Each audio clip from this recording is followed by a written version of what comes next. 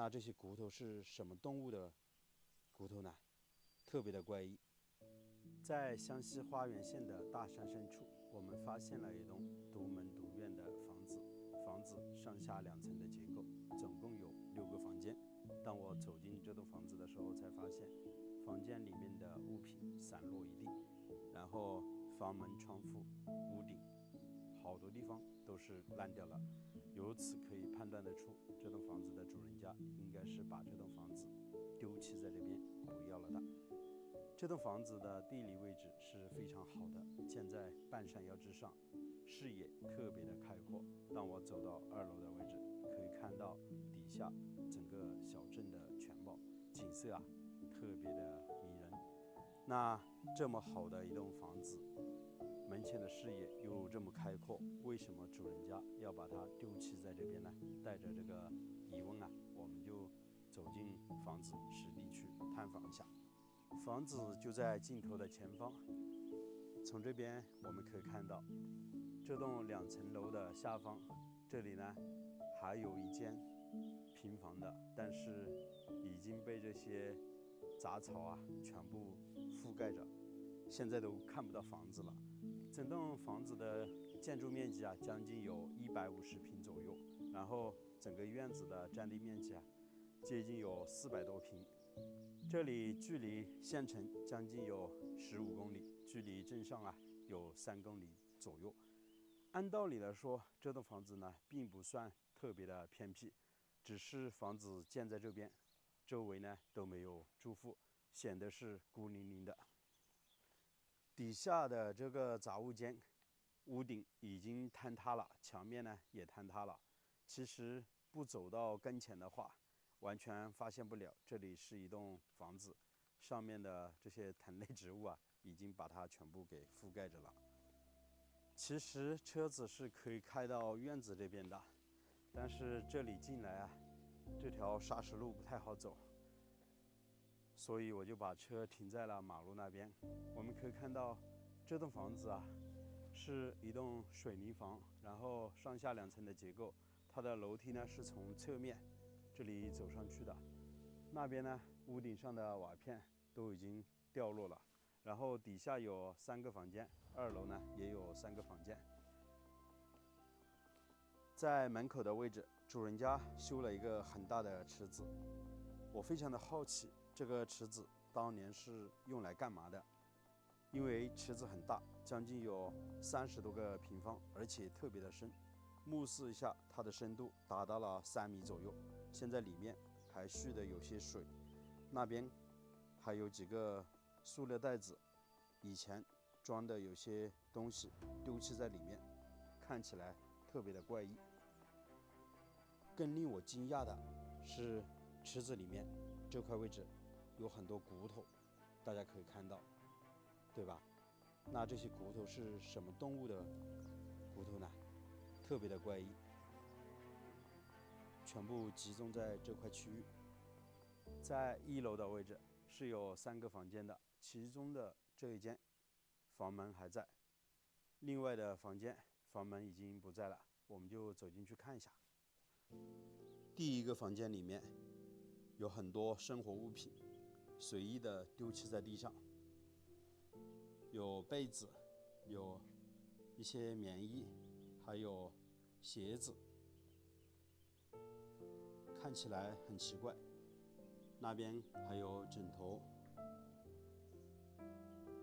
那里还有一只鞋，还有碗，所有的物品好像来不及收拾，然后就丢弃在地上。这双鞋码数不大，40码的，主人家应该个子比较小。第2个房间好像物品就少了一些，这里有一床被子，然后这边没有看到家具。房门已经被拆了，那边窗户也拆走了。第3个房间房门也拆走了，然后房间里面基本上没有物品。我发现房间里面的窗户都留得比较小。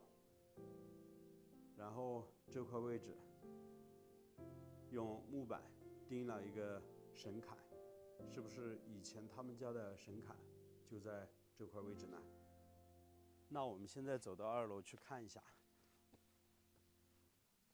刚才我们说的这个池子就在楼梯的旁边，然后这个楼梯的栏杆扶手摇摇晃晃的，看起来挺吓人的，都是用钢筋加上钢管焊接起来的。来到了2楼的位置，给人的感觉就特别的舒服。在2楼阳台的位置，这里有很多散落的玻璃碎片，一定要注意脚下。门前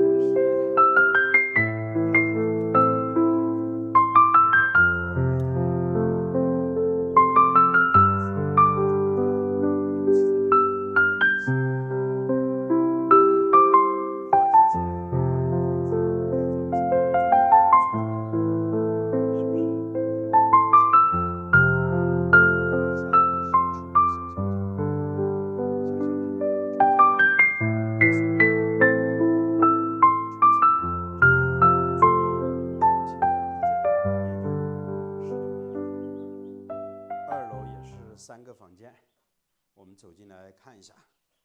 这边以前也是卧室，非常简陋，将近整个房间有20多个平方，上面是做了一个吊顶，这块位置已经是垮塌了。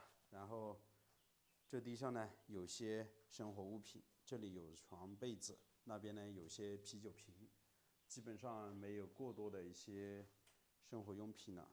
然后这里呢还有一个枕头。整个房间虽然没有多大，但是在2楼的位置，如果躺在床上是可以看到整个底下小镇的全貌。如果在这边让我居住的话，我肯定会把这个床铺整体加宽，做那种全落地的大玻璃，睡在床上可以看到小镇的风景。这边的风景实在太吸引人了。然后我看了一下，每个房间都差不多，基本上都是一些当年主人家在这里生活过的一些物品留的有些痕迹。每个房间也差不多一样的尺寸。这栋房子我觉得适当的给它翻修一下，还是能够住人的。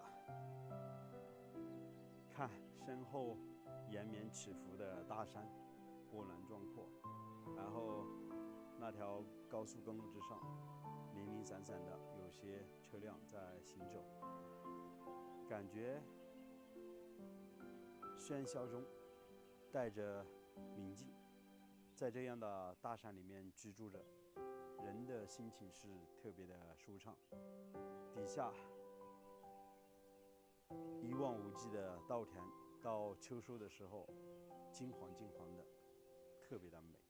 这个地方太吸引人了。朋友们，你们觉得怎么样呢？欢迎在视频的下方留言告诉我。我是石头，喜欢我的视频请记得点个订阅，我们下期再见了，拜拜。